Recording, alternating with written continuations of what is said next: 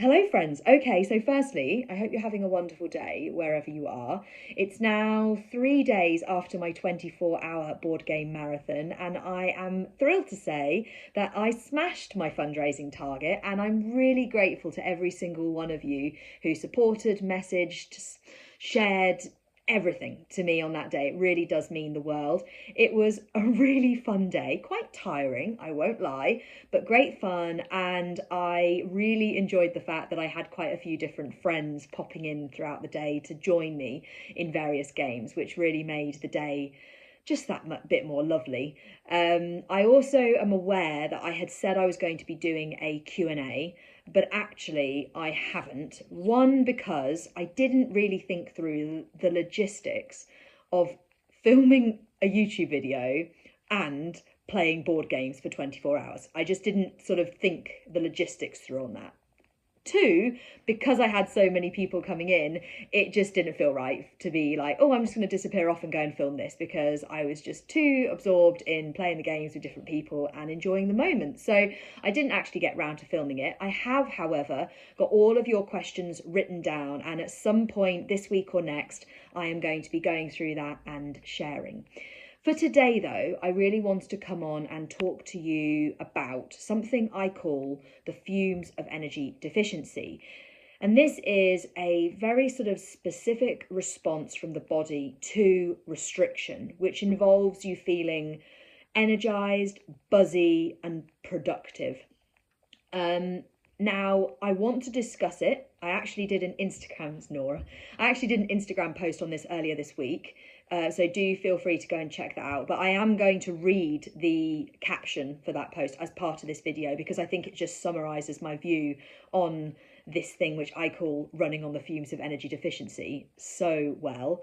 I then also want to follow that up by sharing a little bit of insight into, therefore, why it's totally normal that when you go into recovery, you actually feel more tired, more lethargic, and often more brain foggy before you start to feel that authentic energy coming through and that clear-headedness as you're moving out of that energy deficit. So I'm going to start by reading to you the caption of this post, and then I will follow up with those things. So, it is not uncommon to experience an almost buzzing sensation of productivity and capacity to do when underfueling and existing in an energy-deprived state.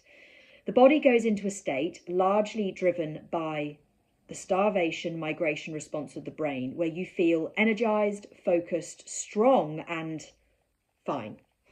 I call this running on the fumes of energy deficiency. This is a psychological adaptation to a survival situation where it would be counterproductive for your body to experience the reality of where it's at and how it's feeling. Tired, cold, hungry, weak, and struggling. How long this response lasts and its intensity varies considerably between individuals, but its presence is a clear indicator that things are not good.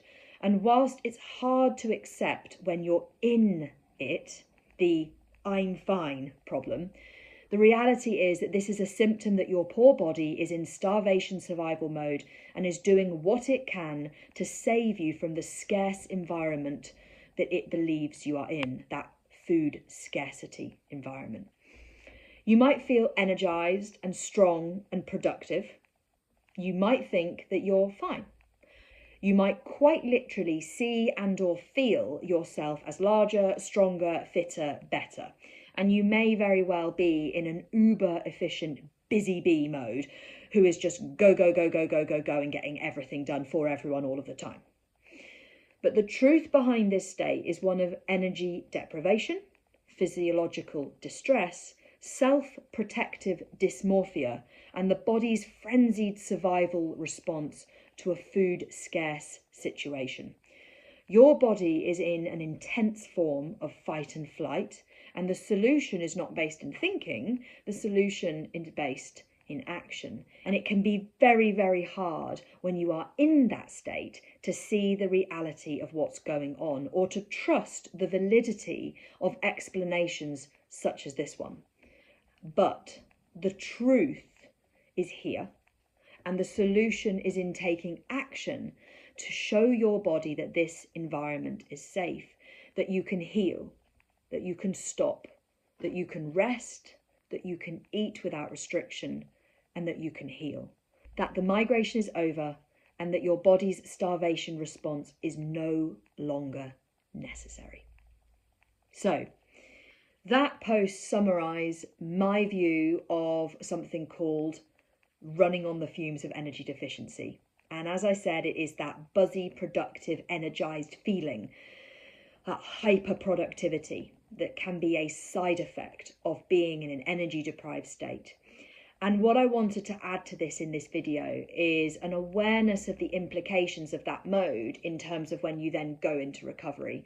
And so I know for me, when I thought about how it was going to be to start recovery, I imagined myself just very quickly having my life kind of blossoming and feeling really together and doing things, and my brain space just being like, wow, all this space for non-food stuff and for functioning and for this and for that and for friends and family.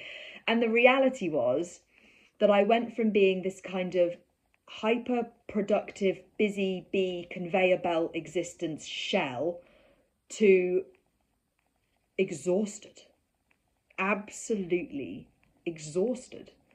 I felt lethargic.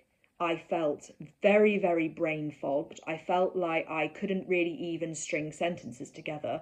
When I was in my eating disorder and I was reading, I would really struggle to read because of just distraction. But actually, if anything, it got worse when I was first in recovery, where I just couldn't bring myself. My brain, all the words would just think, I'd read a sentence and then I'd have to go back to the start and I'd read the sentence again and I'd go back and it would just feel like it wasn't going in. I'd be having conversations with people and I just wouldn't feel I was able to be engaged in it. I felt like I just couldn't actually bring anything of any use or value to the conversation. And I was just tired. I did a huge amount of napping where previously I wasn't napping at all. I went from being able to do all sorts of different things, from studying to this to that all at the same time, to actually just feeling like the smallest responsibility was too much. It was a really intense phase of my recovery journey. And having come through it and shared my experience, and now working in this area, I realised more and more that this is not, that was not just me. This is a shared experience. This is one of the shared experiences of the recovery process. And when you actually look at it from that biological perspective, it makes total sense. It makes complete sense that when you are in that energy deprived stage, when you are in the active phase of your eating disorder, your body is just in this mode of, nope, no, we're fine. We're absolutely fine. We're buzzy. We're here. It's in that hyper productive, fizzing energy sort of state. And it makes sense. It makes sense that a body that is in a food scarce environment, a body that's in apocalypse mode, doesn't want to just go, oh gosh, I'm so hungry and I'm so tired, because that is a significant risk to survival. Whereas if it keeps sending you the message of, we're fine, we're good, we're strong, we can do, we can achieve, we can be, then in terms of your survival, that massively improves your ability to just carry on going, keeping on going through the days. And then when you come into recovery, which is the point where your body realizes, food is available, the migration is over, the apocalypse has ended, we can start to rest.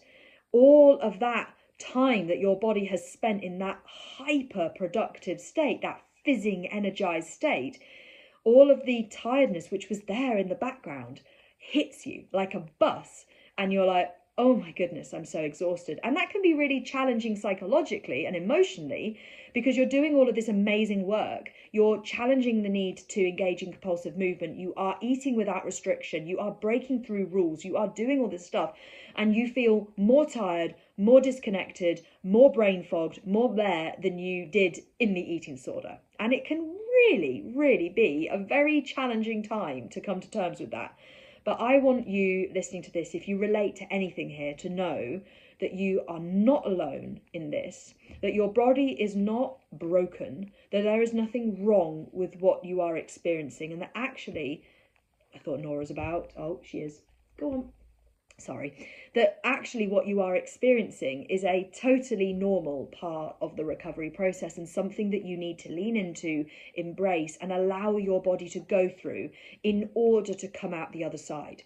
The healing phase of recovery, the negative symptoms associated with that phase, that healing, they are not forever as long as you allow your body to do what it needs to do in order to get to the other side. So I hope that this has been useful. So a whistle-stop tour of a very important topic, which is that thing I describe as running on the fumes of energy deficiency. I'll also add now that one of the things I used as a red flag in recovery for when I was maybe not doing what I needed to be doing, or I had taken my foot off the accelerator a bit, was a kind of resurgent. I don't think that's a word, but basically a connection with that energized state, an increased awareness of feeling buzzy and hyper productive, and that sort of fume sensation. It's a really hard one to describe, but I hope that anyone who is listening to this, if they are going through this, they kind of understand what I'm trying to describe. But I personally used that symptom as a sign that I was not where I needed to be. And if I started to notice that busy bee, hyper productive, do this, do that, coming back to the surface, I'd kind of have to just pull over and be like, right, where am I at? Where am I at recovery wise? Where are my actions at? Where am I at with food? Where am I at with movement? Where am I at with all of the things I need to be doing, the opposite actions? What's going on? Am I doing anything to contribute to this? And use it as a marker for, I thought she was going to jump again, using it as a marker for, right, let's just do a check-in and go, am I doing anything that could be contributing to this coming up again? Because, as I say, it is such a visceral symptom associated with that energy deprived state. So yes, anyway, I hope that has been helpful. I look forward to speaking to you again. I hope wherever you are, you're having a good day, and take care. Bye.